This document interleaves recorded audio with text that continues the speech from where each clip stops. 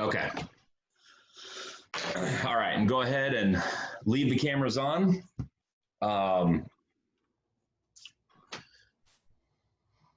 so, like I said,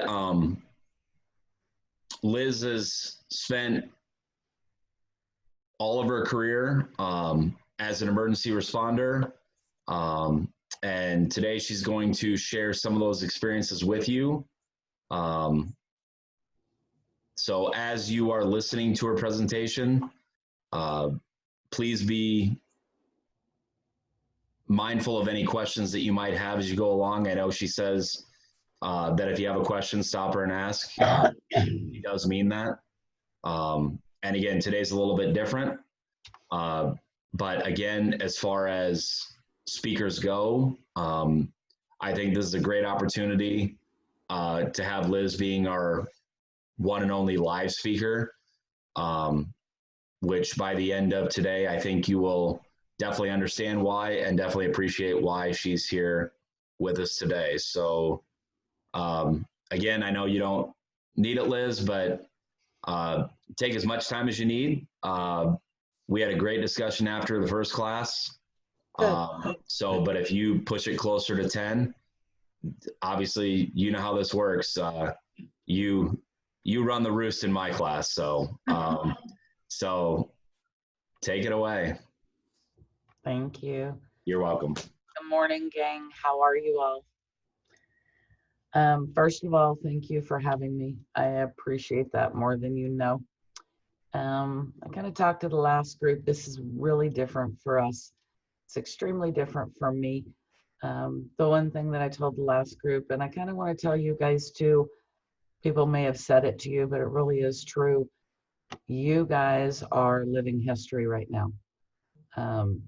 Never in my life have I ever done a class like this. It just doesn't happen. This particular pandemic that's going around is something that I truly, most all of us never thought we would live through or see. We've heard of things years and years ago as we were growing up, but you are actually living history. So whatever doesn't make sense to you right now, at a later time, you will understand why. And the way it's affected everyone, and the amount of deaths that it's caused is incredible. And unfortunately, there are way more to come. I live it every day. I take care of these COVID patients. It's a scary time. It really is. So with that being said, please be careful. Okay. So my disclosure to you guys is, first of all, yes, I have been in EMS a long time, about 40 years. Yes, that makes me old. I get that. I have done most of that has been street experience, doing 911 emergency calls. I'm also a nurse. I did 14 years and worked in a helicopter. I also have done many other jobs under, the RN and the paramedic thing. But I used to, for a year, I flew every other week to Phoenix, and I worked in a level 1 trauma center. I learned a lot out there. Phoenix is kind of a different world. Here in Sioux City, we get a trauma. We used to get very rarely. Now we get them a lot. In Phoenix, it was one right after the other, right after the other, right after the other. So, yeah, I learned a lot. I've seen a lot. I've done a lot in my years. However, just when I think I've seen it all, something new comes along. This is also a time while you guys are taking this class, summer is here, although summer is not what summer should be. But that does not mean you're not out doing the things that you should be doing and having a little bit of fun. Anyway, so the second part of my disclosure is, I tell this to every group, I am not the most politically correct person. I'm very blunt, straightforward, to the point. And yes, if you at any point in time have a question, please stop me and ask. That's what I'm about. I don't preach. Um, I have quite a bit to say occasionally, and your teacher knows this. I've been doing this for about 10 years now, and things changed on. It used to be about what we did and about what you guys are doing and that sort of thing. A few years ago, it changed. You'll understand that here in a bit. With that change, I changed. Um, so I am not the same person I used to be. Um, as I get into it, just think in the back of your head, I used to be very outgoing, fun loving, energetic. A lot of that has changed. So occasionally I get very frustrated and I will say a bad word or two every now and then. It is what it is. But your teacher has given me carte blanche to say exactly what I need to say, because this is the only way I know how to deal with this. And I don't think coming in at preaching at you is the way to do it. I don't preach. You're going to get that enough from other people in life. You are all now 14 in that range. Guess what? Once you get that license, you would now become an adult. So throughout this course you will understand what being an adult means. It's a whole different thing. You're not juvie anymore, guys. The juvie days are gone. So with that, I used to talk about what I did, what I see, that sort of thing. I do want you to know that what you are about to embark in is a huge responsibility. You, as soon as you get behind that wheel now, you are responsible for not only yourself and a vehicle, you are now responsible for the lives of whoever is with you. Your parents are responsible for you. You now take that role over and you are responsible for your boyfriend, girlfriend, grandparent, grandmother, grandfather, father, mother, sister, nephew, niece, whatever it is. Meaning that whatever decisions you make have consequences. And realize it's hard when you're young and you think things don't happen to you and you feel invincible, to realize that consequences do happen. And they happen in very wicked ways, so to speak. There's so many things out there now. I tell the group, when I was your age, things were different. You could leave your house unlocked. You could leave your doors unlocked. You could run into the store. You could walk at night around the block or downtown or wherever in another city or whatever. You can't do that anymore, guys. You are living in a completely different time. There are so many huge threats out there to you and everyone. You have to look over your shoulder at all times, be aware of your surroundings and know what's going on. Not only when you're, walking or whatever, but now that you are going to be driving. I always ask this question: does anybody know what the biggest weapon there is? Anybody want to take a guess? Could you repeat that? What, honey? Could you repeat that? Do y'all know what the biggest weapon there is out there? I think it's a vehicle. The reason I think it's a vehicle is because almost everybody has one. Yes, there's knives. Yes, there's, guns. There's all sorts of stuff. But there's millions and millions and millions of vehicles. Big, small, little, bikes, motorcycles, scooters, the whole kit and caboodle. So you guys have to realize that you have to watch things constantly. Over the course of my 40 years, I have seen a boatload of accidents. And I always tell people, I really wish I could see some of these in slow motion to see how they really happen. Because I've seen them on their side, upside down, in ditches, in rivers, in trees. I really, really, really wish I could watch some of these slow motion because they are bizarre. A lot of the accidents that I've had people ejected extremely large number of feet from the vehicle. They fell out of the window, they went out the front, they went, whatever. It's crazy. It's really crazy.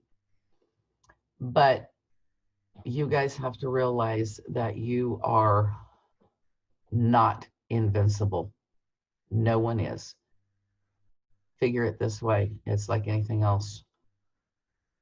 Stuff happens.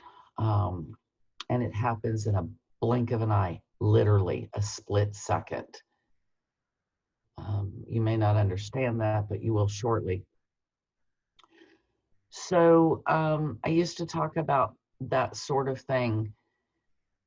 About 5 years ago, what I talk about changed.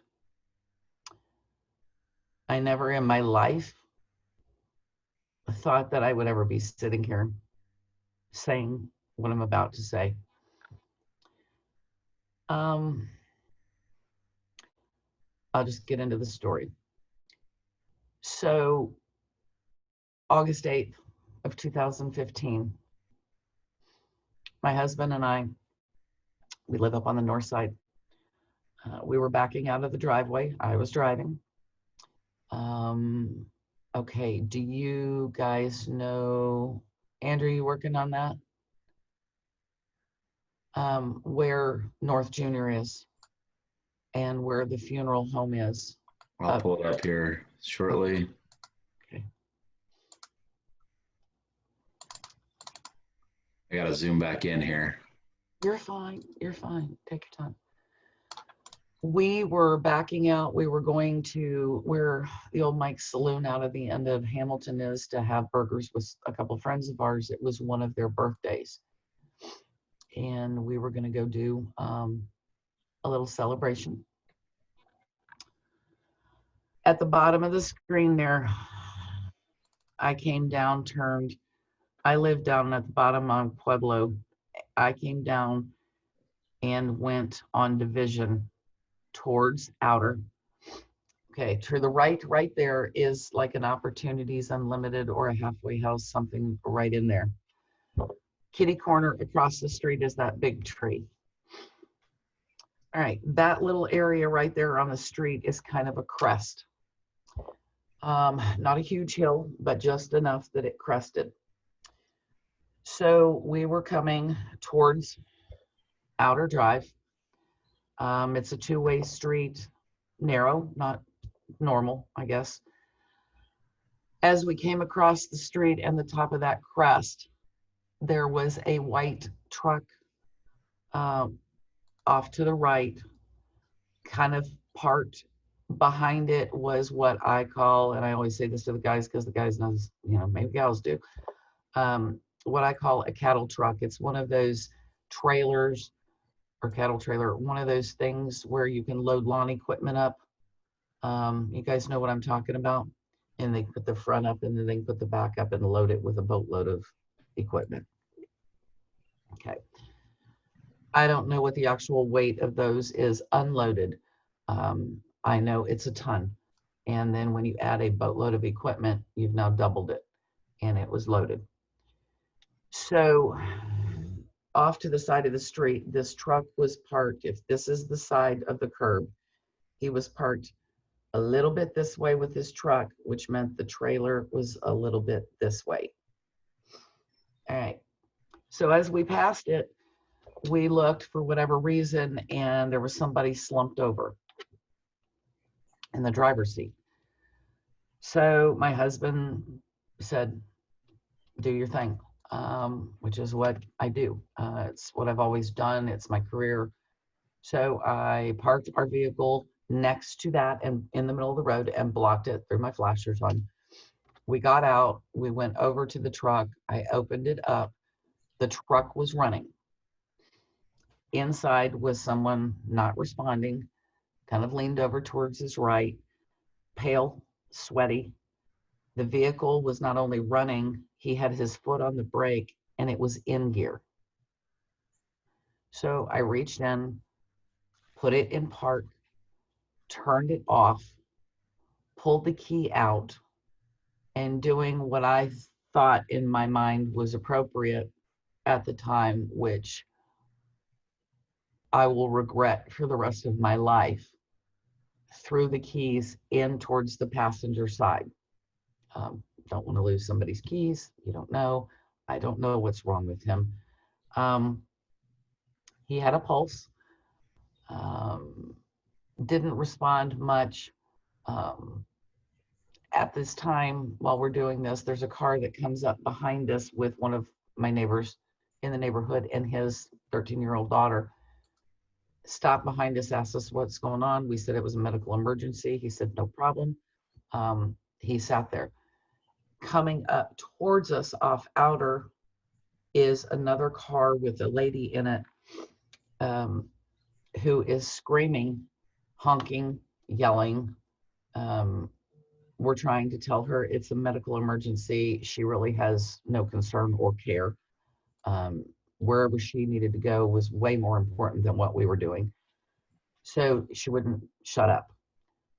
It kept going. The second biggest mistake I've ever made in my life.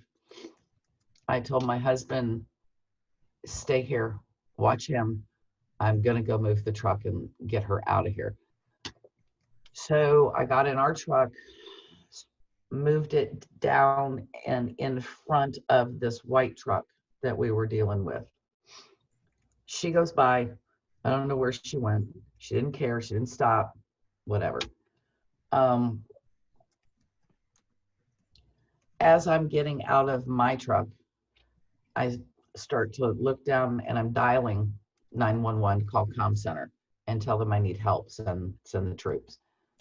I'm off work. I don't have equipment. I don't know if he's sick or stroked. I don't know.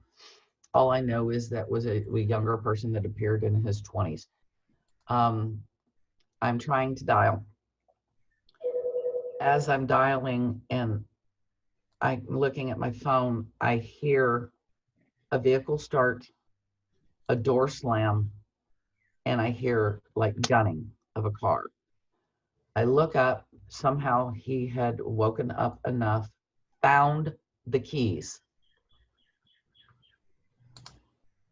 started it up, and gunned his vehicle and was coming straight at me. I dodged over and ran for the tree that's on the other side. He came by. I thought he was going to hit our vehicle. He managed to go around, and if physics makes any sense to you, his truck was this way, the trailer was kitty corner. So when he straightens out, now the trailer had to turn. Okay. My husband was standing originally by the door, and I had heard him screaming at him to stop. The next thing I knew, when he went by and I looked up, I saw my husband coming out from underneath the trailer.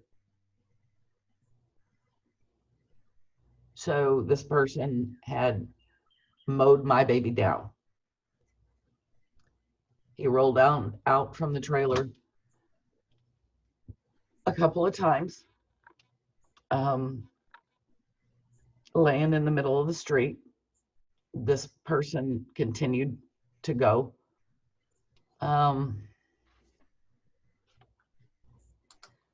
To say that I lost my shit would be an understatement. I am a person that is always in control of things. They say you go through a period of shock. Yeah. I tell people at that point in time, I didn't know what to do.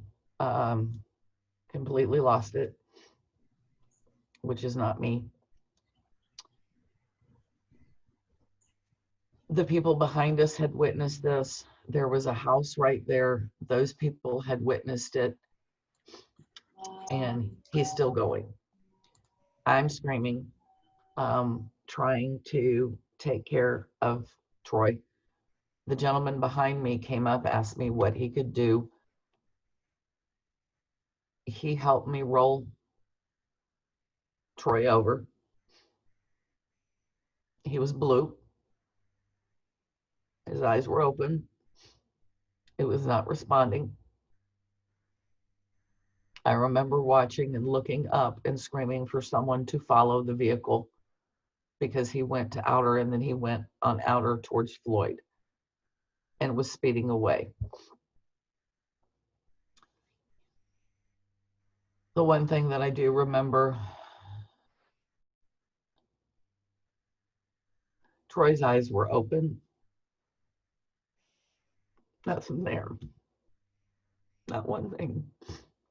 I knew when I turned him over and I saw some of the trauma that I was in trouble. His watch, his glasses, his shoes, everything was all over the street. He didn't have a pulse.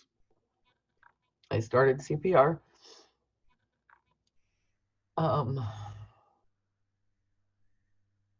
The one thing that to this day bothers me too is that the gentleman that helped me, my neighbor, had his 13-year-old daughter in the car and she witnessed this.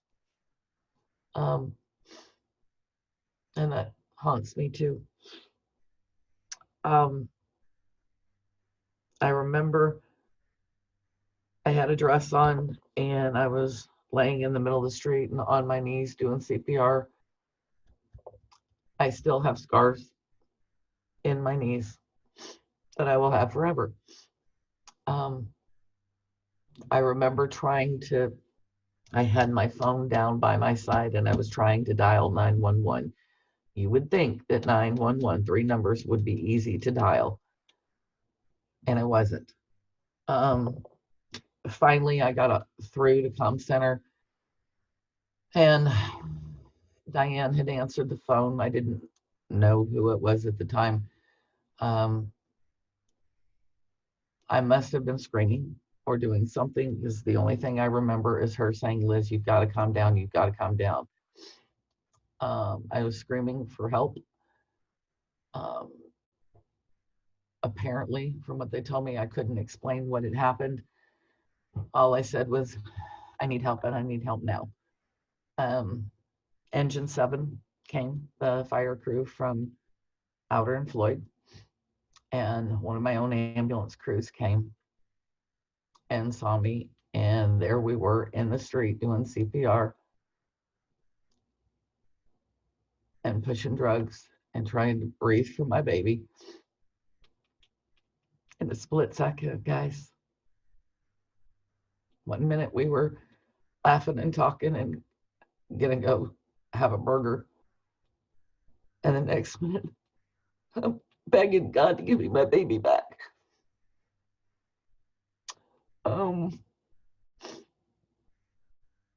One of the off-duty officers showed up. I didn't really know who he was at first, because when I tell you, you lose your shit, you lose your shit. And I mean that literally. He got on the radio right away. And I found this out at a later time, that his wife was in the car, so she's witnessing all of this business go on. The radios started chirping all over the place. Because he had bailed, they notified not only Woodbury PD, Woodbury County, Plymouth County, Minnesota, South Dakota, Nebraska. So they're doing that. We are trying to take care of Troy, and he gets loaded up, and we head for Mercy. I don't remember much, but I drove myself to the hospital. The only thing I do remember is that I had a text while I was en route there. One of the ER doctors is our best friend. He happened to be working at the time. And all I got was, I'm standing here waiting. Not sure. I think the only way that he knew it was us is because they probably called, the crew called on the radio and told him. It was also bizarre that the trauma surgeon that was on call is also a very good friend of ours. So I don't know, things work in weird ways. I don't remember the drive other than that. We get to the hospital and Troy's in a room with 15 people, machines and noise and CPR and blood and all sorts of stuff going on. The detectives show up and more police. They're trying to talk to me while I'm trying to get information about Troy. In the midst of this time, we get word after a bit of time that Plymouth County had found him. He had apparently gone up and gone out C-80 at some point in time, had been hiding in between or whatever, was trying to make a run for it, and Plymouth County put him in a ditch and got him stopped. So they finally have me come back in the room, and it had been a little while. They tried and tried and tried, and I had to make the decision for them to stop. It was enough. He was not coming back. That baby was gone and my life was done. I had to make phone calls to his mom. His brother's a police officer.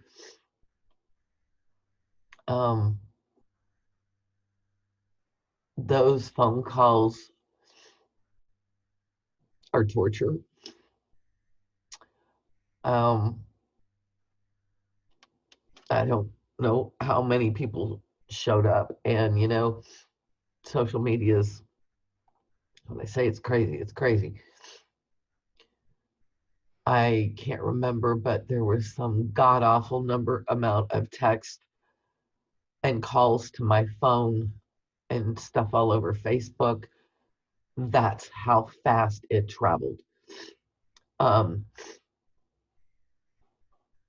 So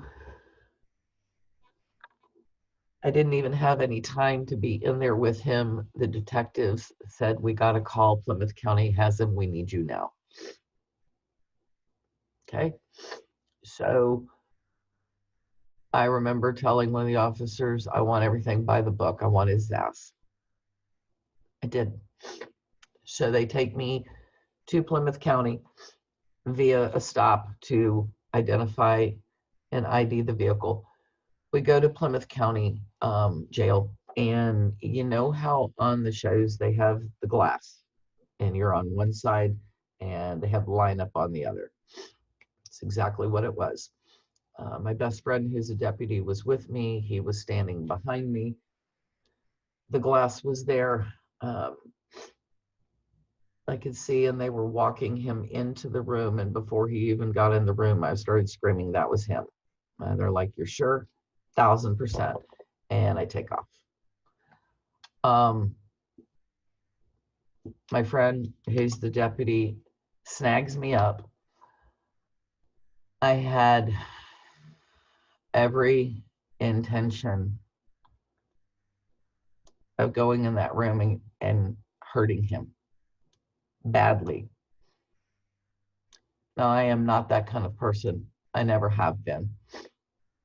It's not what I'm about. But in that moment, I would have done it right there in the cop shop, and I would have never regretted it.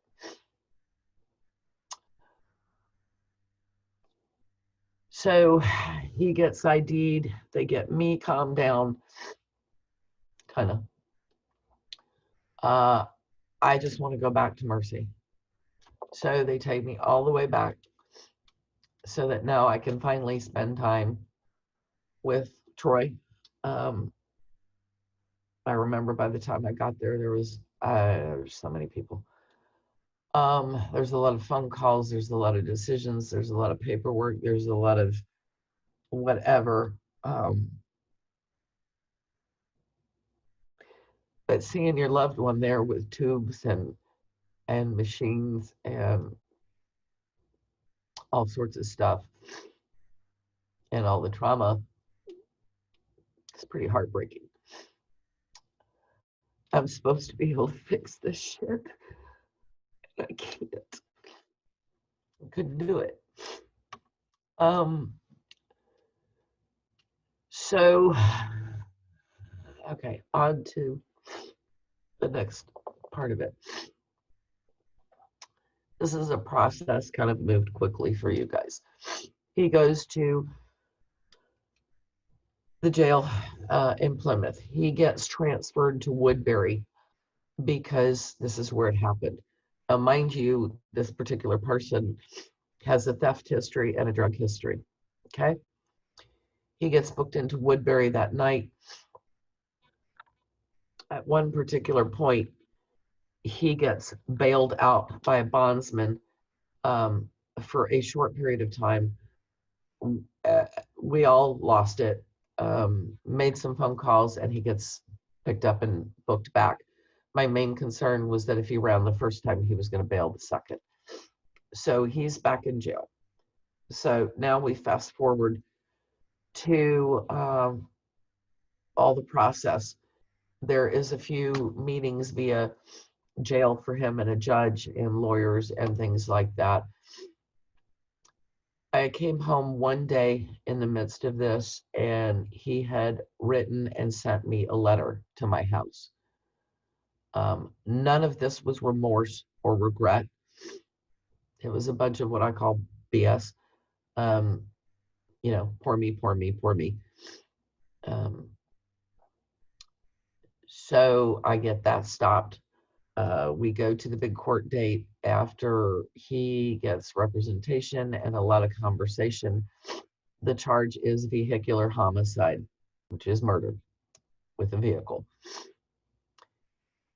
It's 25 years in the pen, mandatory minimum of 8 3/4 years, meaning he can't even come up for parole until 8 3/4 years. At that point in time, we will meet again. So we go into court. He is apparently going to plead guilty because there's witnesses and a ton of evidence. The judge asked him a certain point, were you represented fairly? He has to go through all this stuff, and all of a sudden he says no. I'm in the courtroom's full, and I lose it.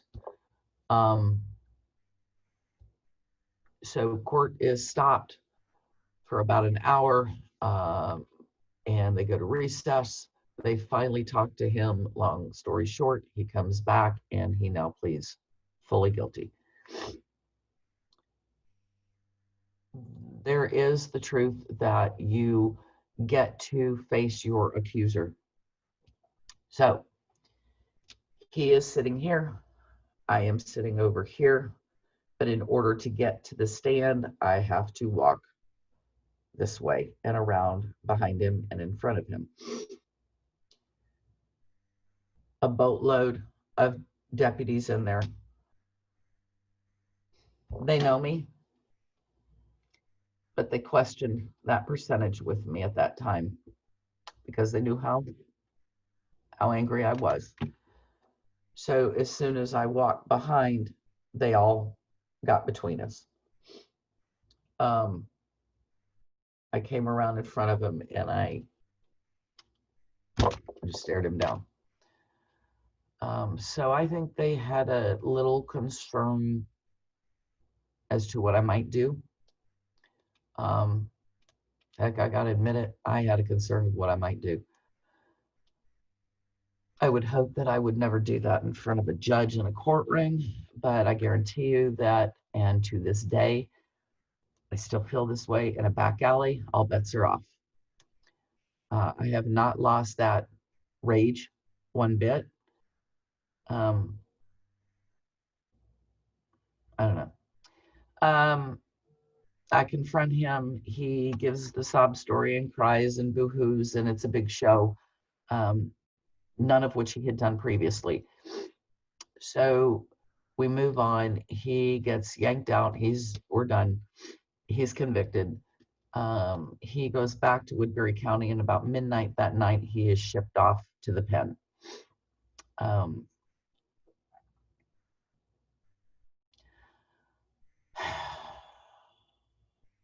Sometimes I can say this, sometimes I can't. When I tell you guys you're not juvies anymore, there's a reason I tell you that. I go to the jail here all the time to pick up patients. They're nasty. These are nasty people. They're mean. They're horrible. They're drugged out. Y'all have heard what goes on in correctional facilities. It happens. It's true. Okay? And gals, don't think for a split second that it's just the guys.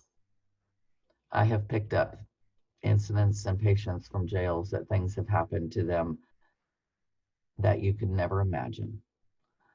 I don't wish this upon anybody. And the local county jails are one thing, and they have, issues. But the pens, the federal pens and the state pens are a lot different.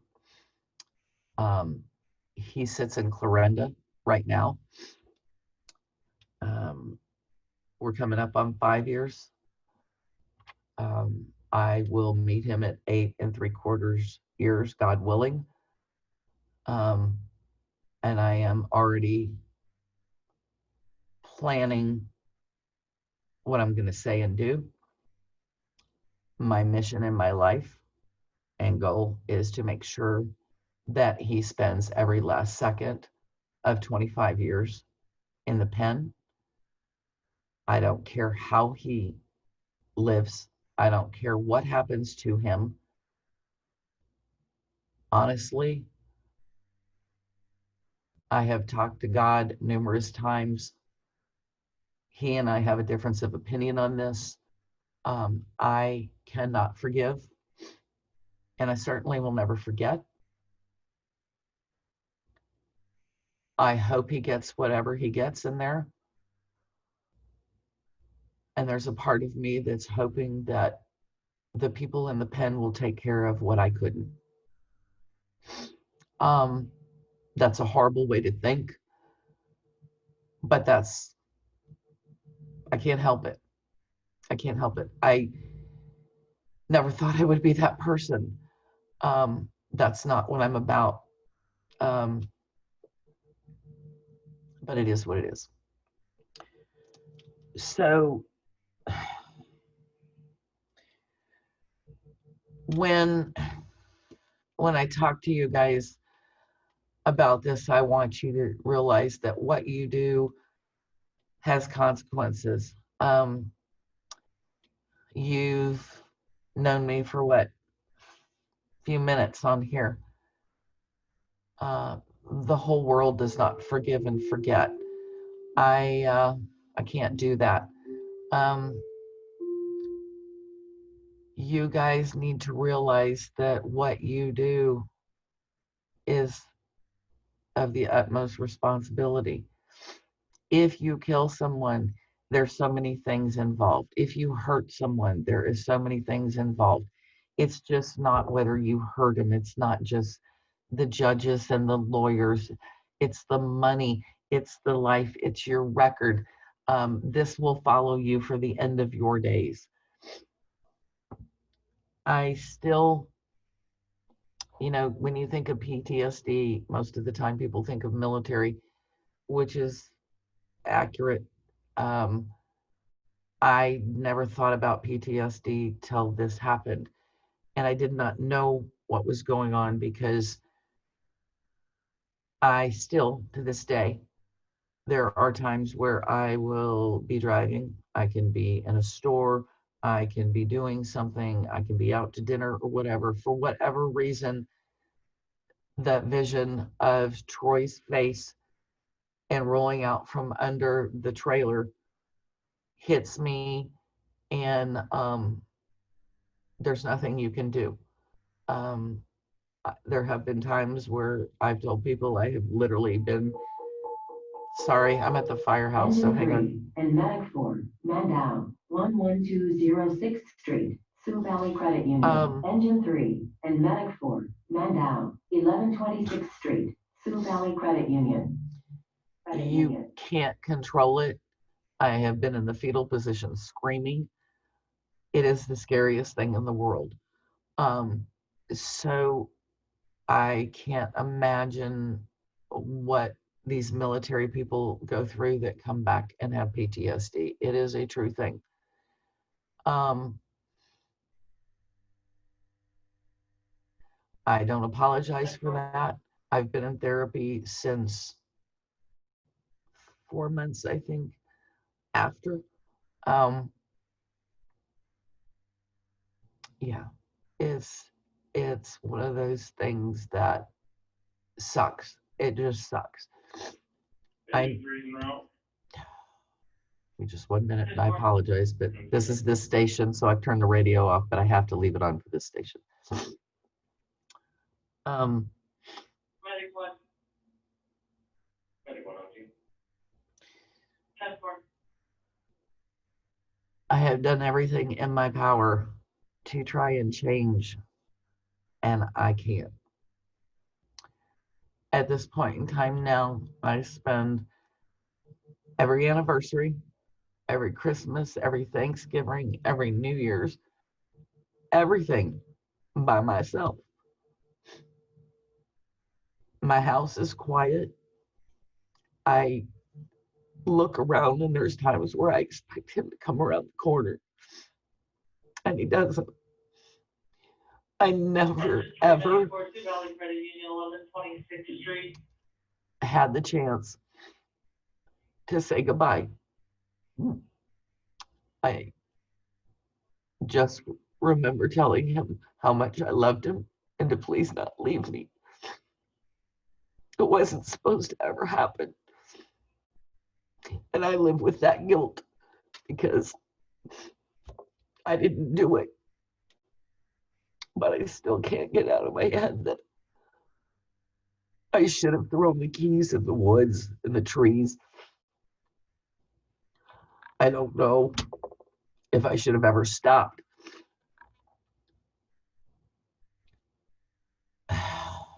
Those are all things that I live with every day. And it's true.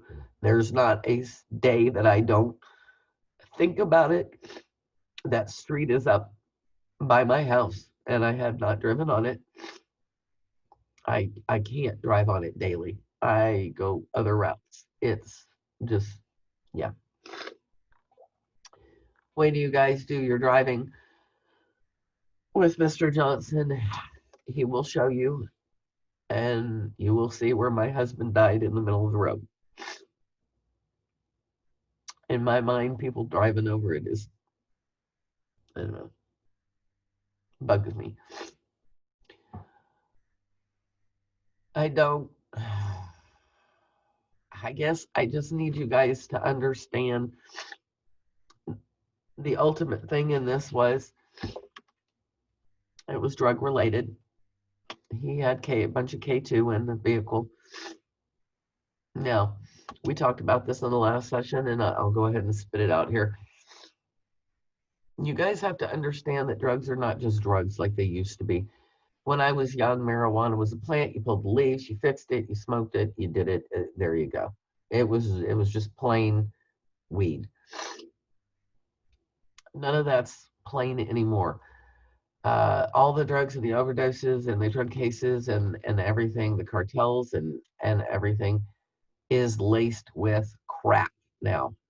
A lot of stuff. Poisons, gases, there's meth, there's spent, there's K2, there's a bunch of synthetic different stuff. You don't know what you're getting. but I guarantee you, you're not getting anything that's pure anymore. That's why we lose a lot of people to overdoses. So don't think it's all hype. It's not.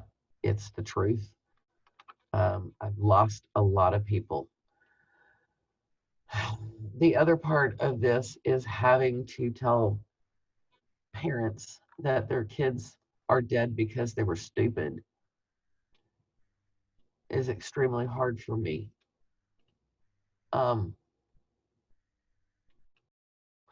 If I looked at you guys right now and said, I'm sorry, I regret to inform you that your parent has died. You didn't, they're at work or whatever. You didn't get any, there's nothing. You didn't get to say hi. You didn't get to say bye. You didn't get to hug them. You didn't get to kiss them. You didn't get to be with them. Nothing. All of that is sucked away from you for the rest of your life. And you will never be the same again. So when you guys go out and you're driving, and I want you to have fun, I want you to party, I know that in this group, I'm not dumb. I tell this to every class. I'm not stupid. I know that probably half of you guys have done drugs already of some nature. I'm pretty much be a betting person and lay odds that most of you have drank. The drug thing, I don't even know what to say other than don't do it. I don't know. There's not even any words anymore. I had so many deaths from it that I don't even know what to say about it. The drinking. I'm not going to chew you out. I know you're like every other person in the world. You're going to drink. You're going to test. You're going to try things. I get it. But here's the deal. Just remember this. Throw your keys, give your keys, put them in your pocket, call a cab, call your mom, call your teacher. I don't care who you call. Yes, you're going to get a butt chewing. But I guarantee you, you've all had your butt chewed for something in your life before, and you've lived through it. You're still alive. So take the butt chewing that you have coming, but stay alive in this thing. Do the right thing, because these things are tragic. And when you hurt yourself or hurt someone else or kill someone, your life will never, ever be the same. Mine is not, and I'm on the other side. So I also beg that when you make decisions that you think, and when you're done thinking, think again, because you may end up on the other side of someone like me who will not back down, who can't get over it.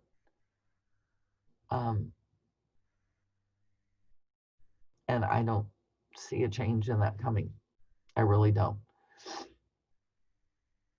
You can talk to Mr. Johnson. I have yet to get through this in 5 years without a tear. I get mad. I get pissed off. I'm bitchy. I'm a whole different me, guys. I really am. I don't enjoy being in crowds, although I have to work in them. The things and the way I was is not the way I am now. And I never will be that person again. So Medic 4 in truck 3, request for EMS, 5013th Street, Elin Administration Office. Medic 4 in truck 3, request for EMS. So I want you guys Street, to have fun. I want you to enjoy your life. I want you to do what you need to do, but I want you to do it safely. Please, please, please, please, I beg of you. Don't put your families or put somebody else through this. It will hurt you and kill you inside in the end. So I wish you all the best. I want you to have fun. You all deserve that. But just remember, you're adults now. It's a whole different ballgame. Anybody have any questions? Not a question, but something you should probably hear. This is from personal experience. Yeah. You may not be the same person you were before what you went through, but it's better to change yourself than go through what you've been through. It's better to, I'm trying to say that I know. I'm you trying. can't be the same person you were before, but just try to just be that person you are right now, improve on it. I'm trying. I really am, sweetheart. It's It's not easy. I understand. I lost yeah. my brother a while ago. It was hard for me, but in the end, I just learned that you have to try your best to change. Yeah. It's hard to get rid of anger, and I guess that's why I've chosen to do this talk with you guys, because this is an outlet for me too. And like I said, it's one-on-one with me and 20 of you. But you can ask Mr. Johnson. Over the course of time, I've been able to talk about more and more. The one thing that I did not tell you, and what's so hard for me, I think, above all, is the injuries that Troy had. He not only ran over his pelvis and his chest, but he also ran over his head too. He had head injuries. He had multiple rib front and back fractures. He had a liver and spleen lacerations. He had a lot of chest trauma. But like I tell people, the one thing, and I've been in this business for a long time, so you would think that I would be able to compute it, but the one thing that kills me the most is that he internally decapitated Troy, meaning he completely severed his spine. And that's hard. That's hard for me. It's hard to say things like that out loud, but for me, this is just me, but in the end, it helped. It just depends on who you are, but talking, trust me, it helps you a lot. It can get you through things way faster than you'd think. And that's why I think doing this is important. And I got it, lost you. Got you back. Now you're right side up. Sorry, that fell. I do appreciate you guys letting me do this. It's good therapy for me. So I appreciate it. And Mr. Johnson knows that I appreciate him more than anything. So I wish you guys well. Please enjoy your class and be safe. Okay? Y'all take care. Thank you. Thank you. All right, Thank so go you. ahead and you. unmute real quick. Thank you. Thank you, ma'am. Some of you have already figured that out. Let's show our appreciation for Liz coming on and talking to us this morning. Obviously, I know, we appreciate it far more than we could ever explain. So let's give Liz a big thanks for taking time to talk to us about her experience. Thank you. Thank you. Thank you. Thank It means a lot. Thank you. You guys are welcome. You have a good class, okay? And be safe. And don't get into anything because you might see me. Thanks, All Liz. right. Have a good day. You too. You bet. Bye.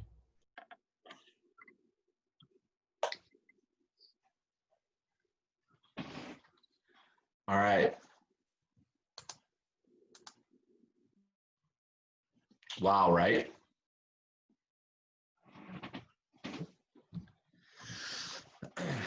Any initial reactions, comments? It was heartbreaking. It really is. It's not easy. Trust me. She said she's going on 5 years now, which means I'm also going on 5 years of listening to her talks twice a year, every year.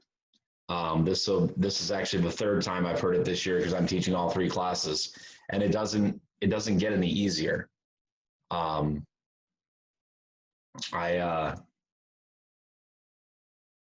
Yeah, and like she says, she is correct. She's never done the same presentation twice. Obviously, it's all similar, but she goes in different directions. I will tell you, the 7 o'clock talk was different than the 8:30 talk, just in terms of things that she hits, things that she misses. One thing she did fail to mention at the end, which obviously, like she said, it's one of the hardest things to talk about, the internal injuries. And she talked about her husband's spine getting severed, but one thing she did leave out that she talked about with the morning class is that he was internally decapitated because of the trailer. And she kind of explained a little bit better this morning, but she talked about it being kind of like a cattle trailer. It was just a big, long trailer. But the idea is it had lawn equipment on it. So the impact when it ran over him was several tons of machinery that rolled over him. So anyone else?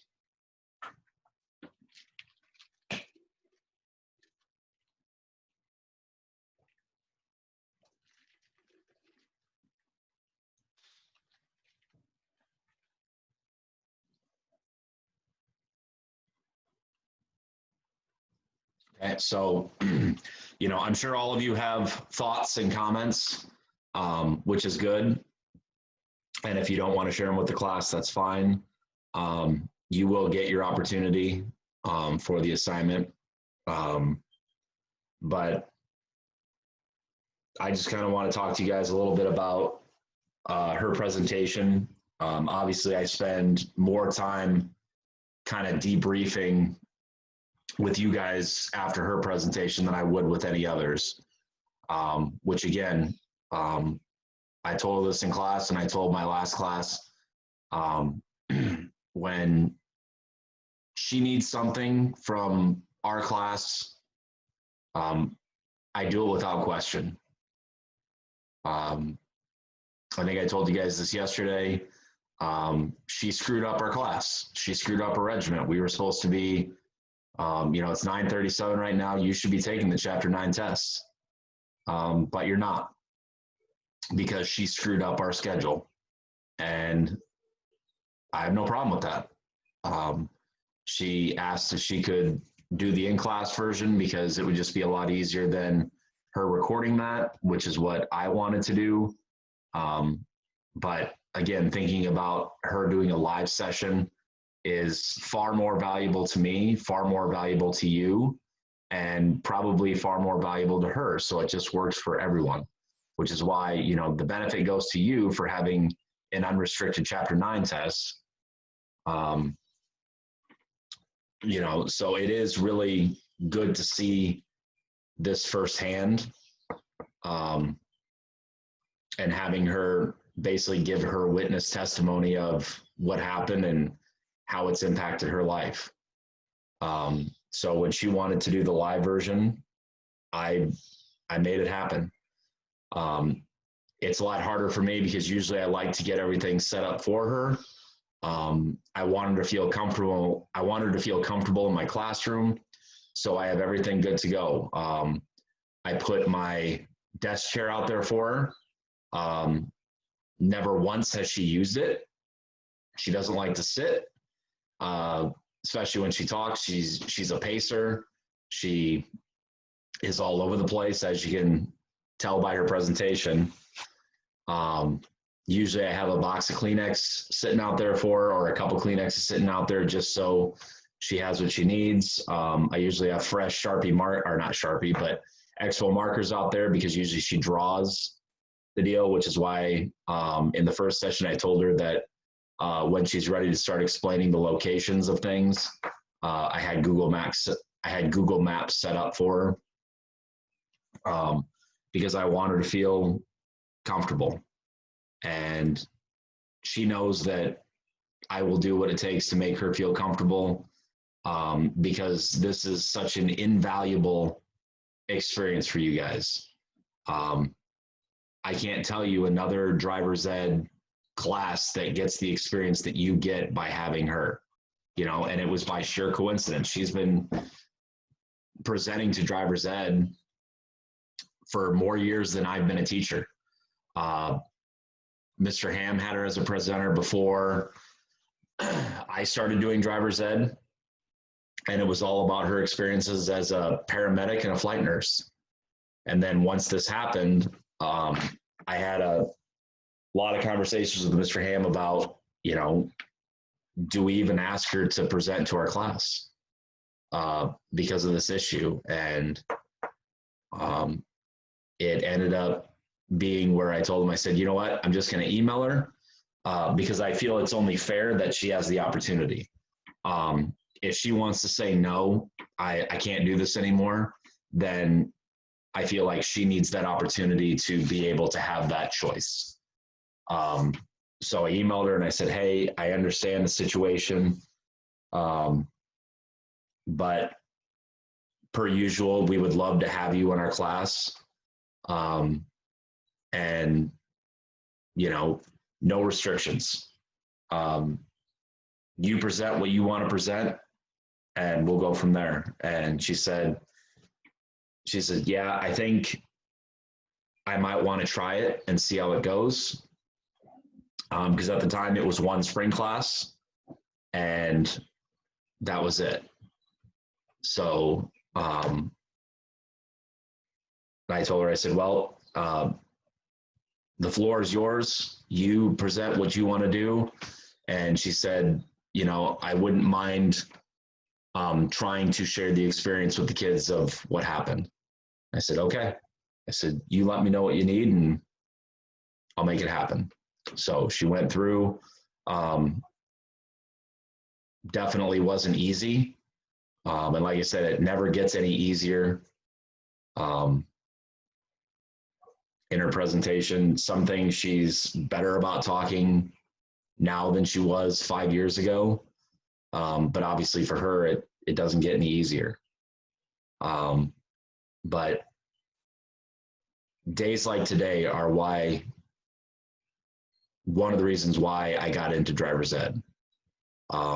Obviously, when I was 16 years old, it was in the summertime, just like you're doing right now. I was getting rides out to Sergeant Bluff High School for driver's ed class. And I remember my instructor, Mr. Parks. I remember the lectures that he gave. I remember the tests that I took. I remember the assignments that I did. I remembered the speakers that came in and presented. We had an insurance person. We had a state trooper come in. We had a lot of different aspects of driving that were covered through presentations. I remember the driving portion. I remember being one of the unique ones that got to go to the gas station and fill up with gas. I remember some of the routes that we took. I remember getting off the exit on Highway 20 that takes you to the mall and almost hitting a pheasant because it flew out in front of our vehicle. So to me, I wanted to be able to share that experience with other students. When I first started teaching, that's one of the things I thought, that'd be really cool to be a driver's ed teacher. So I worked on that and pursued it, and here I am. Because I remember all those things from when I went through driver's ed. And now I have the opportunity to share those things with you. But 20 years from now, if you look back and think about driver's ed, if you don't remember all the material that we covered, oh well. If you don't remember, you know, sure, some of you will remember, well, yeah, that was the year that we had to do Zoom for classes. You know, and 20 years from now, whether or not you remember I was the one that was your instructor, I really don't care.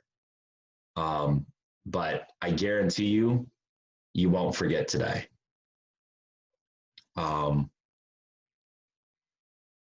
So, you know, as far as Lewis, like you said, it's heartbreaking to hear her story.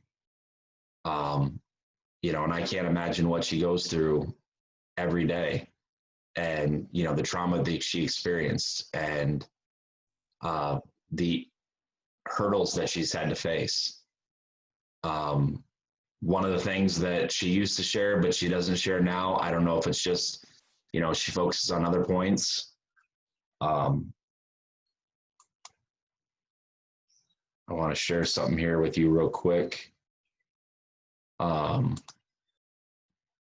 So one of the things that she talked about, here's Sioux City Journal, South Sioux City man sentenced to 25 years for vehicular homicide.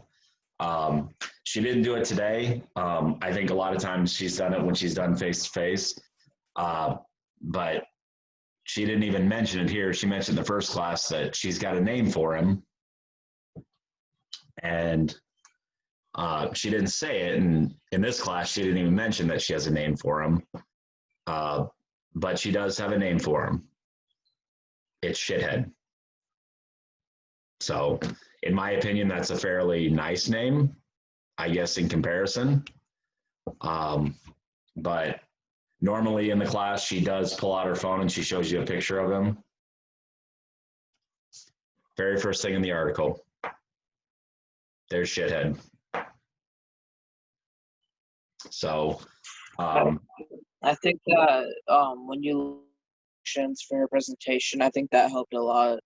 So I think so too. And I think she really does get a, you know, it is therapy for her, and, you know, and not necessarily even for her. I think her intent of doing the presentation is if she can make one person think twice about making a poor choice, then she's done her job.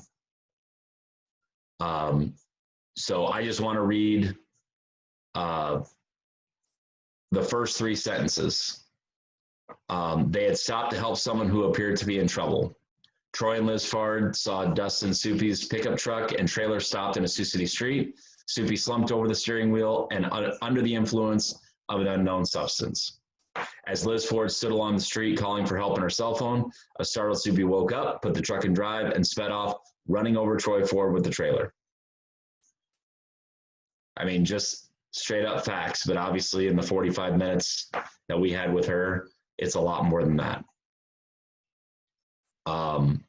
And again, just for somebody that has to live with that every day, I can't even come close to imagine what she's going through. And one thing that, like I said, she has shared in the past that she didn't now, I want you to imagine this sentence that she says in the article.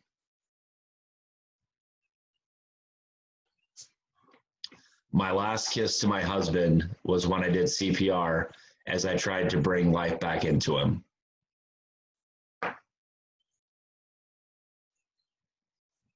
So to me, that's obviously one of the hardest things to read, because I couldn't imagine having to experience that.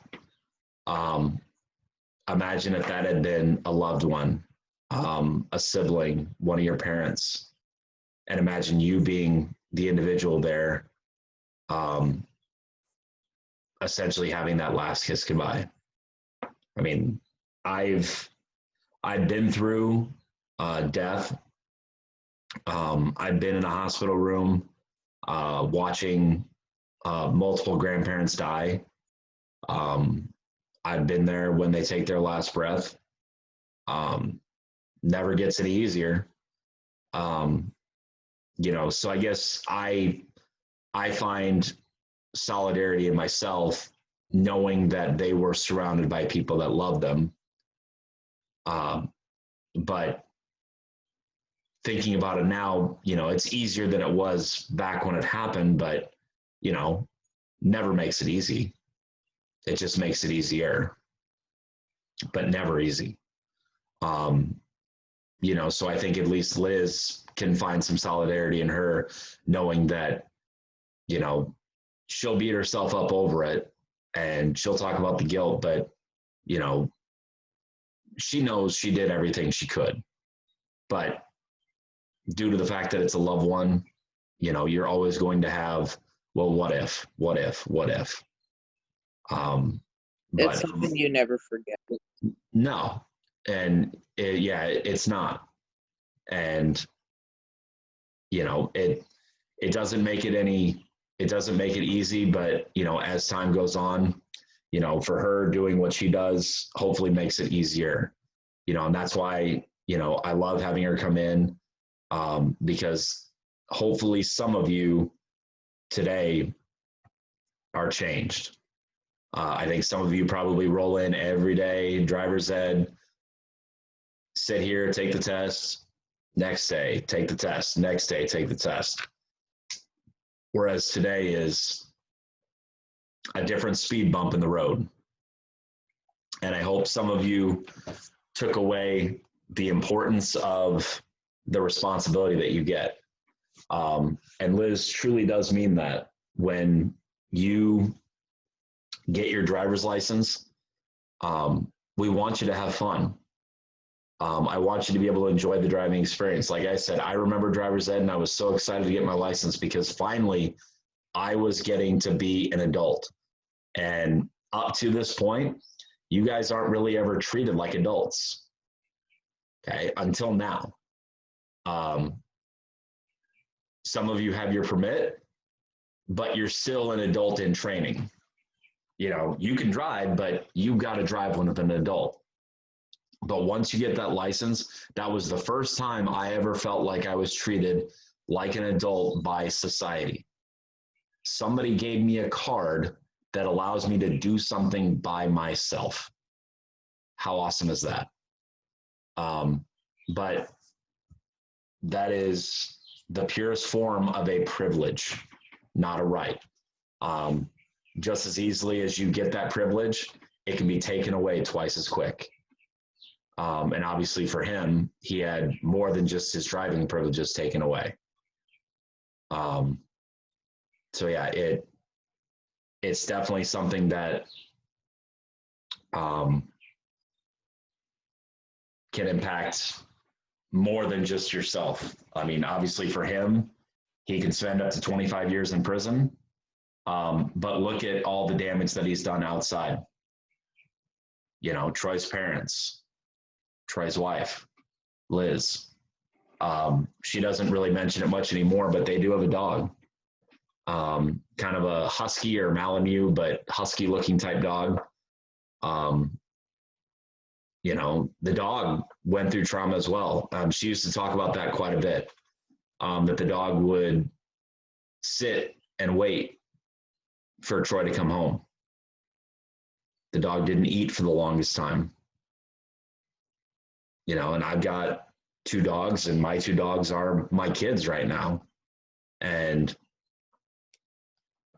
you know, just even as something as having to take care of her dog, you know, who's obviously going through issues, along with herself. You know, it's not something that I wish on anybody else. So I really hope a day like today really changes your perception on how big a responsibility this is. I mean, it's an awesome responsibility, but it's important. It's a big deal. It's insane how one card can change someone's whole life. Absolutely. It must have been hard for her coming home and seeing how different it was. That one card that let someone drive made her different than she would have ever been. It's hard. It would have been, I think that hardest moment for her could have been coming home and realizing how different it is. Oh yeah, the sounds are different. It's quiet. No one to share experiences with her. One of the things to kind of add to that, Preet, is the hardest thing for me to get over for her is both of their careers were about helping people. So, and that's something that helps her as well, because then she thinks that, it's not something she thinks, something that she did. She could have prevented someone's mom or family member or loved one from dying just by giving a speech of what happened to her in her past life. Oh yeah. It's just unfortunate with the situation that she had was, they pulled over because it's in their nature. Their careers were to help people. And unfortunately, in that situation, their need to help other people cost her husband's life and cost her the life that she had. And it's really unfortunate because people do make poor decisions. So again, like I said, I know some of you probably have comments. Today's presentation, the assignment is just to give me your reaction and how you feel like this is going to change you from driving here on out. And if you want to say anything to Liz, what I'm going to do is I'm going to take your assignments and I'm going to send them to her. So if you want to extend your condolences, or, if you have a personal message that you want to leave her, we are in a unique situation to where usually I have kids, I usually have kids lined up in tears, wanting to give her a hug. And we don't have that opportunity here. I missed today. I missed out on 2 hugs. Usually after every presentation, she gets a big hug from me. And, I miss that. Just because that's part of, my regiment. As you know, that those of you that had me in class, I'm a big routine guy. I like structure. I like things to go in a nice order, and it's hard when those things get changed up, and even little stuff like that. I know most of you probably don't know me as a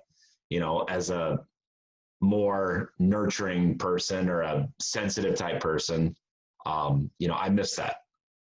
I miss the experiences that I have with you in class. There's a lot of stuff that I wanted to be able to do with you guys that I can't, because we can't do it through a computer. So today was good that she was here, but, I missed the hug that I can actually give to her as my sincere condolence, but sincere appreciation for her to present to you guys.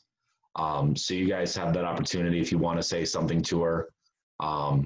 Again, she's going to read all the assignments that are turned in, because I have a question. Yeah, go ahead.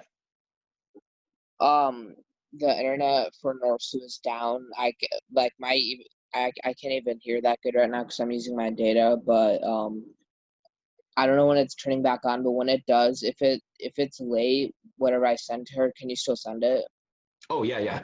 I'm going to wait until after the class is totally done to send her those. So I'll probably send those to her next week. Okay, yeah, because I have no clue when the internet's going to get back on, so I can do my assignments. But yeah. All right. So yeah, all that information I will send to her. Just because I really, with this unique opportunity that we have, I want her to be able to see the value of what she's doing. I want her to see that you guys truly do appreciate what she does. For the students that I drove in the past, when we go through, I have kids all the time ask, hey, when are we going to go to that place where Liz talked about. And usually it is that day. You know, and I do talk about it for the ones that I drive. We do go right by that intersection. So for today, your assignment is obviously read and take notes over chapter 10. Obviously get the chapter 9 test done. I had that set for 10 o'clock, so that should be going live here any minute. And Liz's assignment is also live at 10. All right, so if you have any questions, again, I can answer emails throughout the day, Zoom office hours tonight, and if not, I will see you tomorrow morning. Have a good day.